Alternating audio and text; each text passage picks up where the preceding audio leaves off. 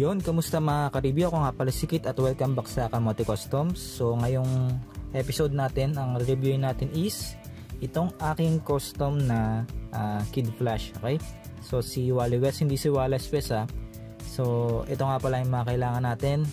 Syempre kailangan nyo yung back ng Kid Flash na si Wallace West. Okay, yung negro.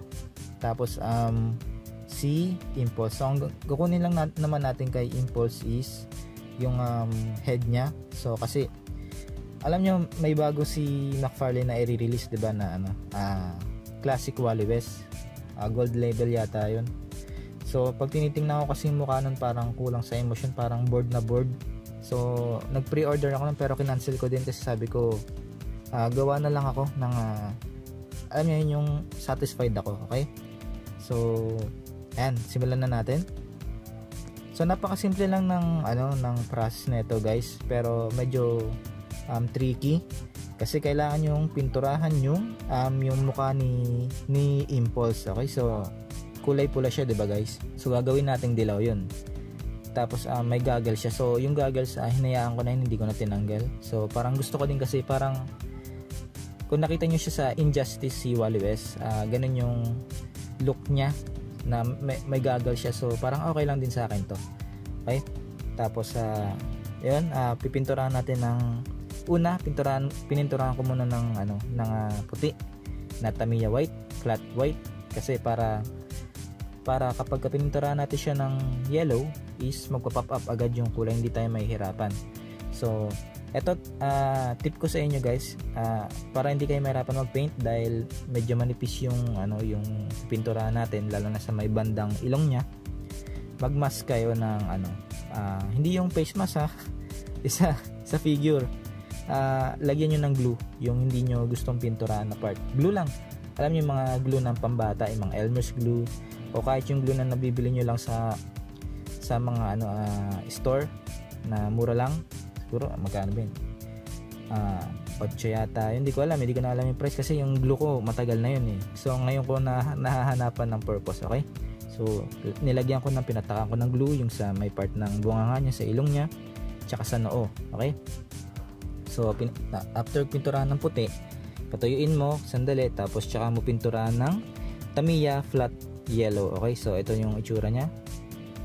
Yan. So kung mapapansin nyo parang lagpas-lagpas, diba? So wag kayong mag-alala kasi may glue yan. So once na pinil ko yung glue, tanggal yung mga lagpas-lagpas na yan. Okay, tapos syempre akala ko tapos na ako, kailangan ko pa pala pinturahan yung sa niya, ear wings nya, yan, ear thunder, yan. So pinintura, dahil dilaw naman yun, madali na lang kasi pula lang naman yung kailangan mo. So ganun pa rin, gagamitin natin Tamiya flat red. Tapos may gloss coat ka pa. So hindi siya masyadong gloss kapag pinaghalo mo yung flat tsaka gloss. So semi gloss lang, pero hindi siya yung makintab na akala mo parang tinubigan, hindi ganun. So ayan, kung mapapansin nyo, wala gaanong shine yan. Okay, so yan yung look na gusto ko. Tapos pininturahan ko rin pala yung buhok niya ng brown, kasi ang alam ko brown si brown si Wally West eh. So ito kasing head ni Impulse is medyo kulay parang dark ba to? Parang dark masyado eh. So ayun, pininturahan ko ng white kasi alam ko red, parang red head yata siya eh. Hindi ko alam hindi ko lang sure. Okay. Tapos dito sa forearm at saka sa paa niya, sa may legs niya, kailangan mong burahin ng acetone yung kahit yung sa medyo taas na part lang. Yan, sa taas na part. Tapos meron akong mga shrink tube dito na dilaw at saka red.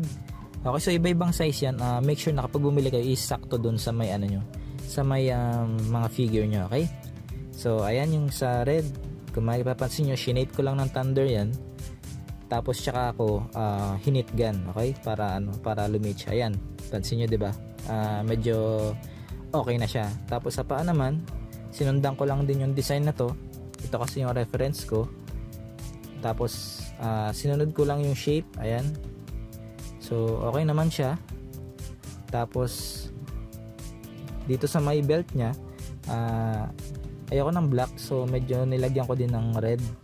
Okay, ganun pa din kung ano yung pinturang ginamit natin mula kanina, yun pa rin yung gagamitin natin. So ayan, parang medyo okay nga siya, mas okay siya, parang may outline siya na black. Okay, hindi ko pininturahan lahat, yung gitna lang nung belt nya. Okay, so yun lang, maraming salamat sa panonood nyo guys. Sana nagustuhan nyo tong custom na to. So ito na siya, tingnan nyo na. At napakasimple lang, kahit sino pwedeng gawin to, hindi masyadong mahirap. Okay, at kung di pa nga pala kayo nakasubscribe, please like and subscribe. Makakatulong yun sa channel natin, and of course nandyan sa baba yung link ng mga social media account, like Instagram tsaka Facebook. So follow nyo lang yun para makita nyo yung mga gallery. At sana nagustuhan nyo tong custom na to, at marami pa ako dito ng custom na ipapakita sa inyo. At hanggang sa muli, makita-kita tayo. Salamat.